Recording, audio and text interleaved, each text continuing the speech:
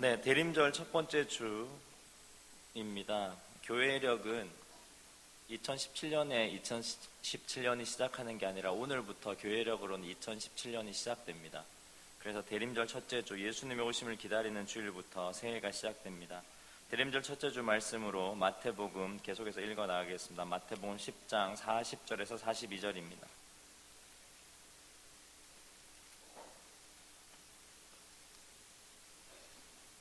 마태복음 10장 40절에서 42절입니다. 세 절 되는 말씀이니 우리 함께 한 목소리로 읽도록 하겠습니다. 40절입니다. 너희를 영접하는 자는 나를 영접하는 것이요 나를 영접하는 자는 나를 보내신 이를 영접하는 것이니라.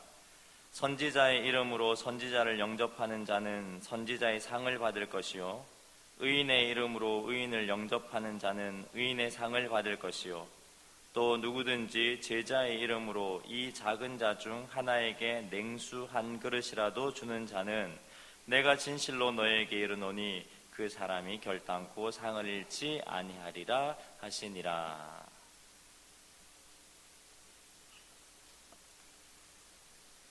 다 꺼주세요. 다 돌리면 됩니다.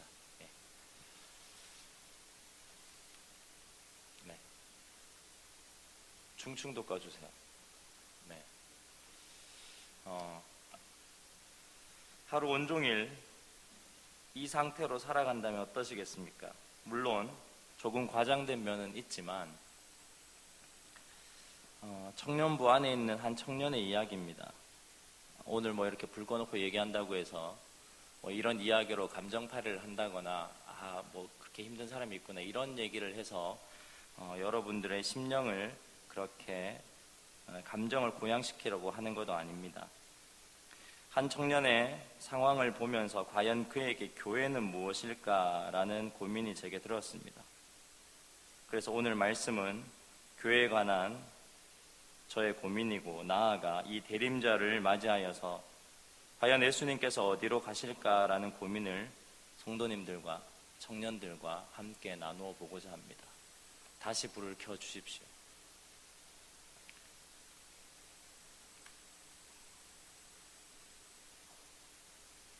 한 청년이 있습니다. 영일 형제라고 여러분 다 아실 겁니다. 청년부 안에 있는 한 형제입니다.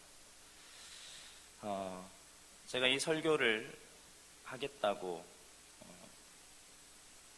허락을 요청했을 때 흔쾌히 허락을 해줬습니다. 그래서 말씀을 전하게 됐습니다. 제가 영일 형제와 처음에 병원에 간 것은 4년 전입니다. 제가 이 교회를 5년 전에 왔는데 4년 전에 함께 유명한 안과에 갔었습니다. 그때 의사 선생님께서 망막 색소 변성증이라는 제가 듣도 보도 못한 그런 병명을 가르쳐 주면서 앞으로 길게 보면 2년, 짧게 보면 6개월 이내에 모든 시력이 사라진다라고 제게 말씀을 하셨습니다. 그러면서 제게 그 형제에게 장애인용, 시각장애인용 지팡이 사용법과 여러 가지 사회적 도움에 관한 등록을 마치라고 제게 조언을 해 주었습니다. 근데 벌써 만 4년이 지났습니다. 의사의 예언과는 달리 지금도 여전히 실명은 하지 않았습니다. 근데 시야각이 거의 2, 3도 정도로 좁아져서 무언가를 보려면 이렇게 눈을 하고 봐야지 이 2, 3도 안에 있는 요 시각만 선명하게 조금 보일 뿐이고 그래서 옆에서 뭔가 이렇게 해도 보지 못하는 그런 상황까지 되었습니다. 그런데 지난주에 교회에 왔었는데 지지난 4주간은 교회에서 잘 보이지 않았습니다. 근데 보이지 않는 이유가 참 마음이 아팠습니다. 만나서 얘기를 했는데 그렇게 했던 이유가 다름이 아니라 보이지 않았다는 겁니다. 버스에 타면 타는 것부터 전쟁입니다. 숫자를 명확하게 알 수 없으니 형체를 가지고 틀린 버스인지 맞는 버스인지 모르면서 그렇게 탑니다. 방송이라도 틀어주면 감사한데 어디에 내려야 할지 알지 못해서 지나치다가 종점까지 가서 기사분이 내리라고 해서 내린 적도 한두 번이 아닙니다. 그리고 다시 돌아오는 차에 타고 교회에 내리려고 그래도 예배 드리려고 했는데 그렇게 돌아가기를 많이 했답니다. 예배 드리러 교회에 왔다가 예배 못 드리고 버스 안에만 있다가 다시 간 날이 많았습니다. 창밖의 풍경으로 어디에 내려야 할지 감각으로 결정을 해야 하는 그런 삶을 살고 있었습니다. 그래서 몇 번이나 교회에 오려 했다가 교회에 오지도 못하고 집에 돌아가곤 했습니다. 여기에서 제 질문이 시작됩니다. 과연 이 영일 형제에게는 교회가 뭘까? 왜 영일 형제는 교회에 이렇게 전쟁을 치러가면서도 여길 나오려고 하는 것일까? 오늘 40절부터 42절까지는 제자들에게 이 세상과 하나님 나라를 이루기 위해서 전쟁을 치러 나가는 사람들이 어떻게 주변 사람들과 또는 제자들끼리 동료들과 어떻게 관계를 맺고 어떻게 하나의 공동체를 만들어야 하는지를 이야기해주는 본문이 오늘 10장 40절부터 42절의 본문입니다. 40절을 한번 읽겠습니다. 너희를 영접하는 자는 나를 영접하는 것이요 나를 영접하는 자는 나를 보내신 이를 영접하는 것이니라. 예수님께서 제자들을 부르시고 제자들을 가장 먼저 하신 일이 너희들은 양을 이리 가운데 보내는 것처럼 보내는 거다, 파송하는 거다. 죽음을 결론에 두고 양을 이리 가운데 보내면 죽는 수밖에 없습니다. 그런 죽음을 결론에 두고 가라는 겁니다. 근데 그 제자들에게 예수님이 말씀하십니다. 제자들아, 너희를 영접하는 사람들은 나를 영접하는 사람들이고 결국은 너희가 전한 나를 믿으면 하나님 믿는 사람이다. 결국은 너희가 형제요 자매요 공동체라고 불러야 될 사람이 누구냐? 바로 나를 영접한 자, 예수를 믿는 자다. 결국은 공동체라는 게 뭡니까? 교회라는 게 뭡니까? 똑똑하고 멋있고 훌륭한 사람들이 모인다가 아니라 예수님을 영접하고 예수님을 주인으로 모시고 지난주 설교에 의하면 주님을 상전으로 예수 그리스도를 주인으로 모시는 그런 사람들의 모임이 교회입니다. 그런데 이 40절에 말한 이 사람들이 어떻게 살아야 하는가? 우리는 다 예수님을 영접하고 있지 않습니까? 영일 형제도 마찬가지로 예수님을 영접했습니다. 예수님을 믿습니다. 근데 그 예수님을 영접하고 하나님을 믿는 사람들이 모였을 때 어떻게 살아가야 되는지가 41절과 42절입니다. 41절을 함께 읽겠습니다. 시작.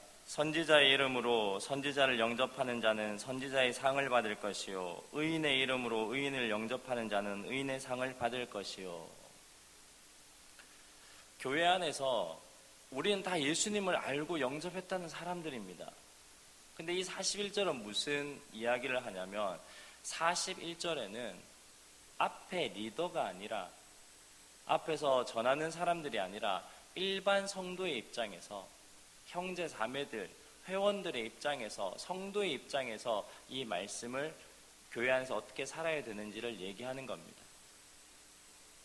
예수님 말씀이니까 이렇게 상상을 해보세요. 선지자의 이름으로 선지자를 영접한다. 그러면 선지자의 상을 받는다. 그럼 결국은 자신이 앉아서 무언가 교회에 많은 사람들이 목회자든 리더들이든 선배들이든 어떤 하나님의 이름을 가지고 성경의 이름을 가지고 무언가를 얘기한다는 겁니다. 그러면 앉아있는 성도의 입장에서 그 사람의 이야기를 선지자의 이름으로 그렇게 전하는 그 선배의 목회자의 리더의 이야기를 그렇구나 선지자의 이야기구나 라고 영접하는 자는 선지자의 상을 받는다라는 이야기를 적고 있습니다. 조금 더 쉽게 얘기하면 이 41절 말씀은 예레미야 시대의 얘기를 들면 훨씬 더 쉽게 이해할 수가 있습니다. 예레미야는 언제 시대 사람이냐면 남유다와 북이스라엘로 갈라져 있을 때 남유다의 마지막 왕이 시드기야입니다. 이 예레미야는 우시야, 요아스, 아하스, 히스기야를 통해서 계속해서 멸망해가는 남유다의 마지막 왕들을 향해서 시드기야까지 가는 그 과정에서 하나님의 나라의 멸망을 얘기한 선지자입니다. 마지막 시드기야 왕에 와서는 완전히 패망을 합니다. 그때까지 예레미야가 예언을 하는 자입니다. 그런데 이 시드기야 왕은 어땠냐면 이 바벨론, 지금 메소포타미아 지역에 있는 이란, 이라크 지역에 있는 그 중동에 있는 바벨론이라는 나라가 너무 강성하니 그 나라 갈대아, 성경은 갈대아 지역이라고 되어 있습니다. 갈대아 나라가 침범해 오고 있습니다. 그때 예레미야가 뭐라고 얘기했냐면 시드기야 왕이 그렇게 얘기합니다. 시드기야 왕이시여, 당신은 지금 머리를 굴려서 이 밑에 있는 이집트 애굽 왕과 어떻게 해서 이 애굽 왕을 통해서 갈대아 사람 바벨론인을 몰아내려고 하는데 그거 절대적으로 하시면 안 됩니다. 그냥 바벨론에게 멸망당하십시오. 항복하십시오. 그리고 그곳에 가십시오. 그렇게 해야지 하나님께서 우리를 다시 회복시켜서 돌려주십니다. 이렇게 어떻게 보면 매국노적인 말을 합니다. 제가 긴 성경인데 한번 그 상황을 생각하면서 읽어보겠습니다. 예레미야서 37장 6절입니다. 여호와의 말씀이 선지자 예레미야에게 임하여 이르시되, 이스라엘의 하나님 여호와께서 시드기야 왕에게 하는 얘기입니다. 이스라엘의 하나님 여호와께서 이와 같이 말씀하시니라. 너희를 보내어 내게 구하게 한 유다의 왕에게 아뢰라. 너희를 도우려고 나왔던 바로 이집트입니다. 바로의 군대는 자기 땅 애굽으로 돌아가겠고 갈대아인이 다시 와서 이 성을 쳐서 빼앗아 불사르리라. 나중에 진짜 불사르게 됩니다. 여호와께서 이와 같이 말씀하시니라. 너희는 스스로 속여 말하기를 갈대아인이 반드시 우리를 떠나리라. 애굽이 도와주면 갈대아인들이 반드시 우리를 떠나리라 하지 말라. 그들이 떠나지 아니하리라.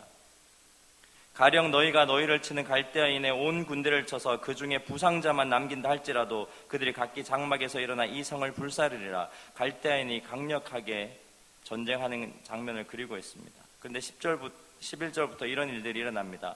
갈대아인의 군대가 바로의 군대를 두려워하여 예루살렘에서 떠납니다.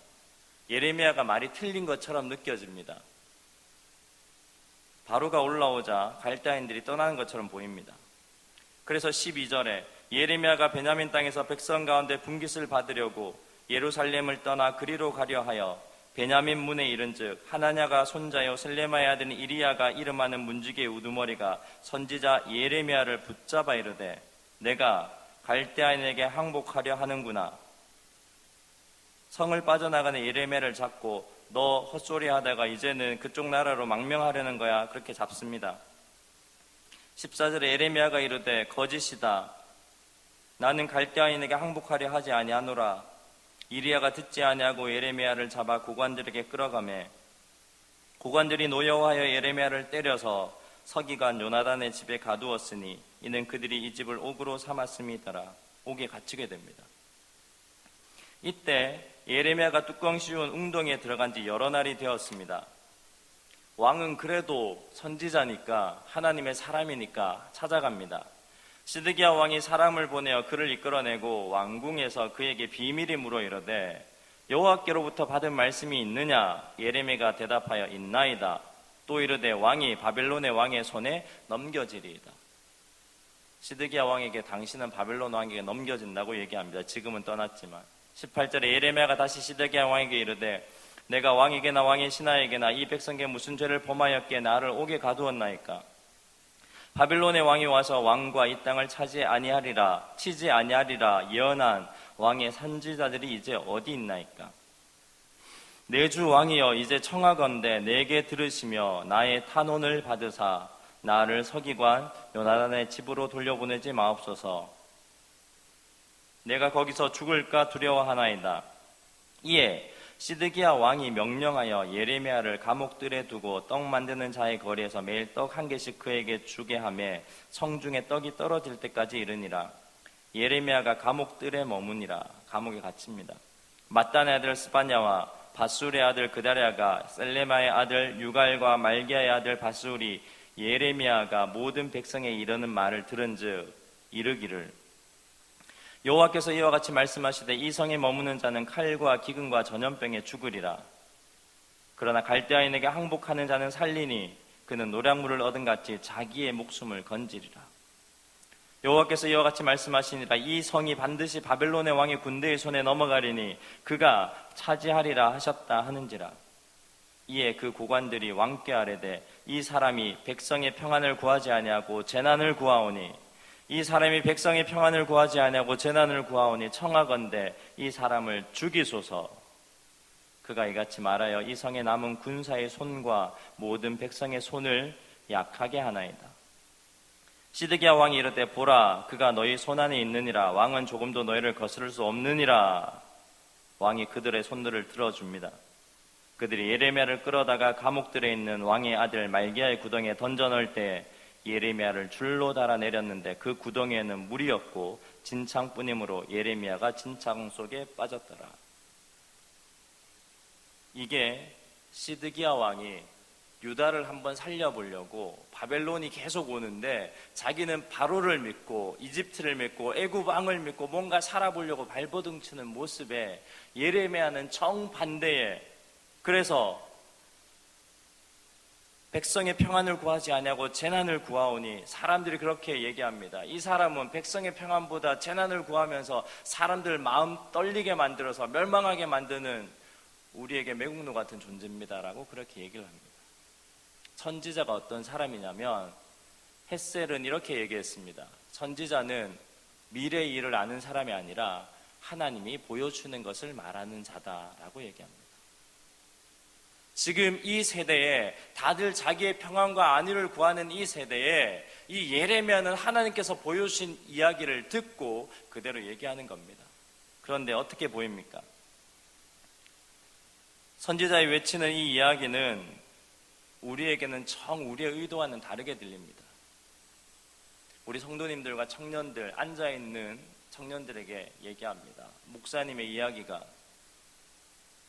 리더들의 얘기가, 선배들의 이야기가 내가 지금 바라는 것과 정반대의 이야기라 할지라도 그들이 말씀을 통해 선지자의 이야기요 의인의 이야기라고 하면 받아들이십시오. 그러면 그게 선지자의 상이 되고 의인의 상이 되는 겁니다. 그 얘기를 하는 겁니다. 근데 이게 너무 어렵습니다.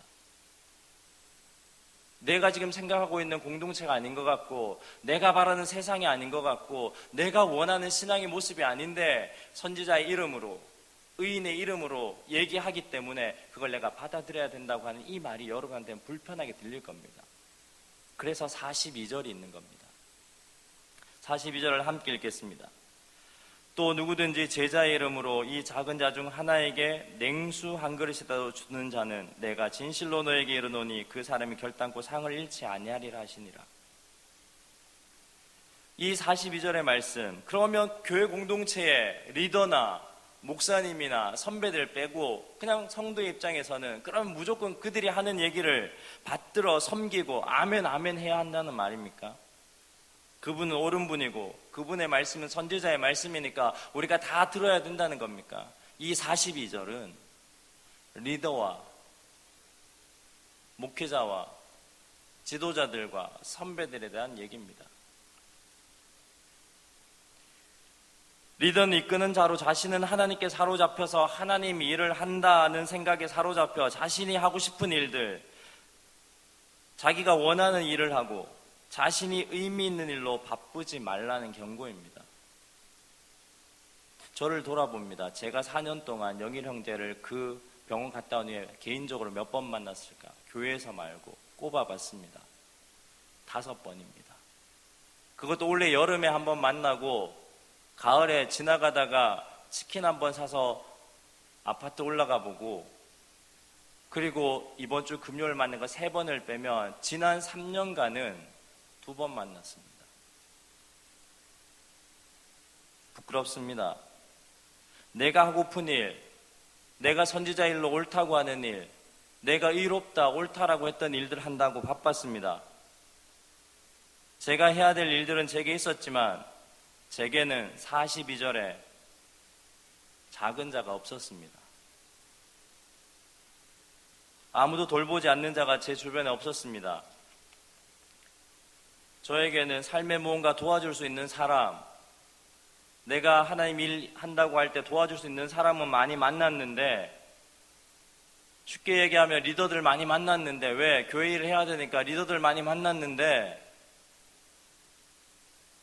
이런 작은 자는 3년에 2번도 채 못 만났습니다.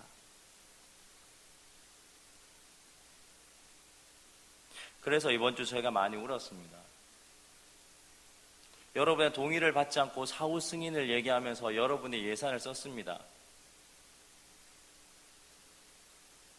가서 먹고 좋은 옷도 사고, 여러분들이 청년부 인원들이 40명 이상은 예배드리기 때문에 한 사람 앞에 10,000원씩 헌금한 거 제 마음대로 썼습니다. 겨울 외투를 사고 바지를 사고 동네일을 사고 같이 그렇게 하고 하루를 보냈습니다. 교회의 존재 이유, 우리 공동체가 유지된 이유를 깨달았기 때문에 더 많이 울었습니다. 영일형제가 그 힘든 길을, 불편한 길을 왜 나오겠습니까? 오면 사람들이 챙겨주니까, 재밌으니까. 그런데 그런 표면적인 이유를 넘어서 더 깊이 내면으로 들어가 보면 하나님의 놀라운 섭리가 있습니다. 바로 무엇이냐? 그 보이지 않는 영일 형제가 구의 교회를 지키고 있는 겁니다. 만일 영일 형제가 다음 주부터 교회를 나오지 않는다면 구의 교회는 구의 교회가 아닙니다. 우리들에게는 여전히 구의 교회겠지만 영일 형제에게는 구의 교회가 아닙니다. 영일 형제는 내가 가야 될 이유가 없는 곳입니다. 그런데 영일 형제는 3년에 2번밖에 만나지 않는 사람이 수두룩한데도 그는 구의교회 갈 이유를 자기가 찾아내고 있습니다. 전봇대에 부딪히면서 머리에 상처가 나면서도 그 찾아와야 되는 이유를 그가 만들어내고 있습니다. 그가 영일 형제가 이 교회에 오는데 하나도 도와주지 않는데도 영일 형제는 영접한 예수 그리스도의 이유를 가지고 여기 와야 되는 이유를 자기가 만들어가고 있습니다. 우리가 그렇게 도와주지 않고 그렇게 사랑해주지 않는데도 그는 꾸역꾸역 교회로 나옵니다. 그 멀고 힘든 길을 나옵니다. 왜? 구의교회를 지키려고.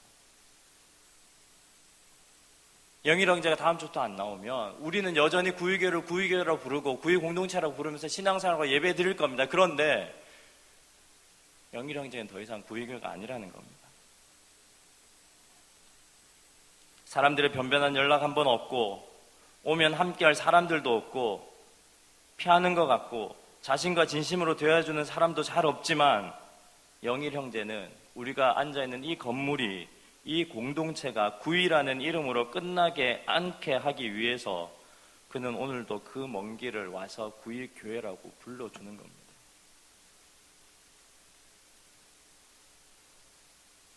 그래서 영일 형제 그가 구의교회를 지키고 있는 겁니다.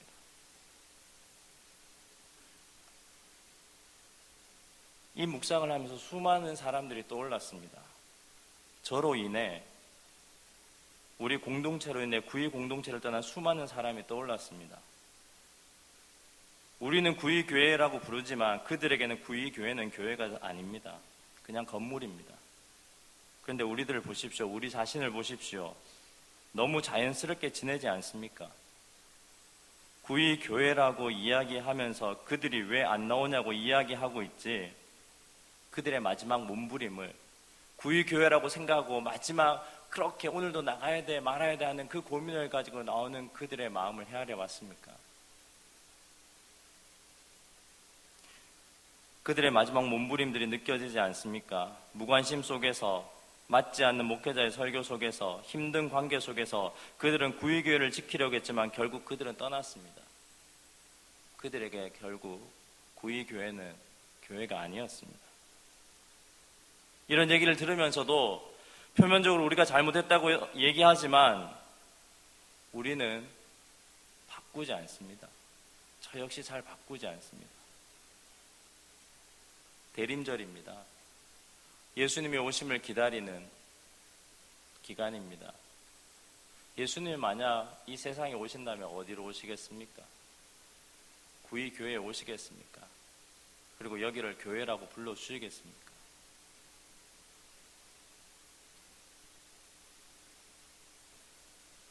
만약 이 시대에 예수님께서 오신다면 우리 역시 우리의 꿈으로, 우리의 즐거움으로, 우리의 바쁨으로 예수님께서 오셔서 구유교에 들어오시는데도 반갑게 맞이하지 않고 그를 철저하게 외톨이로 만들고, 그가 하고 싶은 일들은, 예수의 하고 싶은 일들은 멀리 떠나가서 그래도 구유교에 지키려고 나오는 예수님 떠나게 만드는 곳이 우리 공동체가 아닐까,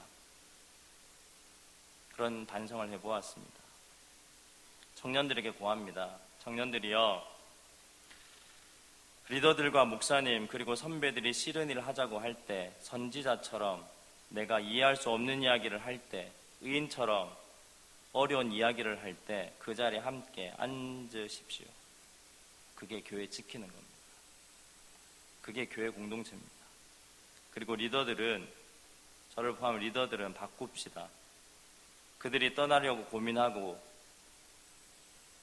하는 그 고민이 바로 구의교회를 지켜온 힘임을 압시다. 우리가 힘들고 어려워지는 사람들, 그래서 내가 더 많은 희생을 치러야 하는 사람들이 편하게 고민 없이 올 수 있는 공동체, 그 공동체가 바로 교회입니다. 영일 형제가 없어지면 또 우리의 소외로 영일 형제가 냉수 한 그릇 얻어먹지 못해서 사라진다면 더 이상 구의 공동체는 교회가 아닙니다. 예수님은 여기 오시는 것이 아니라 떠난 그들에게 가십니다. 왜냐하면 여기는 교회가 아니기 때문입니다. 지금 앉아 계시는 여러분들이 반대로 얘기하면 구의교회를 지키는 그 이유를 만들어가는 훌륭한 사람들입니다. 41절도 중요하지만 이제 눈을 뜨고 42절을 향하시기 바랍니다. 기도하겠습니다.